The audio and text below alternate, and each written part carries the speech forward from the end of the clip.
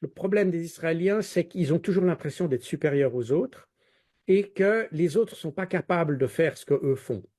Et c'est d'ailleurs, on retrouve exactement ce problème-là aujourd'hui dans Gaza, où l'armée israélienne pensait arriver à avoir du succès, et là, en ce moment, ils sont en train de piétiner littéralement. N'est-ce pas, si vous regardez la carte de ce que les Israéliens occupent de la bande de Gaza, vous constaterez qu'ils occupent des parties très peu bâties, donc peu urbanisées. Donc il était facile d'avancer là-dedans. Mais maintenant qu'ils touchent les parties plus robustes de la zone de Gaza, eh bien, ils sont arrêtés. Et ils n'arrivent pas à percer. Ils sont constamment sous le feu d'embuscades. Apparemment, les dégâts psychologiques chez les Israéliens sont énormes. Le nombre de blessés est énorme au point qu'apparemment Israël est obligé de mentir sur le nombre de blessés et probablement le nombre de tués également.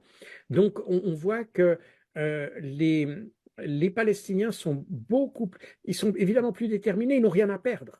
Vous comprenez? C'est aussi ça. Quand vous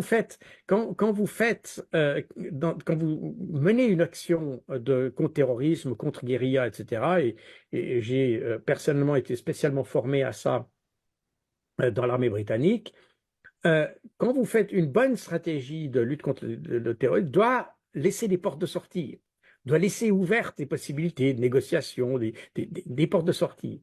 Or, les Israéliens n'en ont jamais laissé aucune. Donc, du coup, quand vous êtes dans une situation comme ça, comme je disais tout à l'heure, eh bien, pour les Palestiniens, vous jouez le tout pour le tout. Vous n'avez rien à perdre.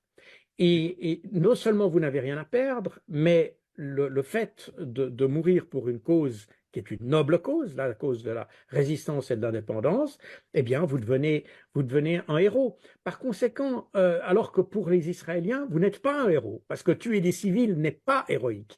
Massacrer des civils n'est pas héroïque.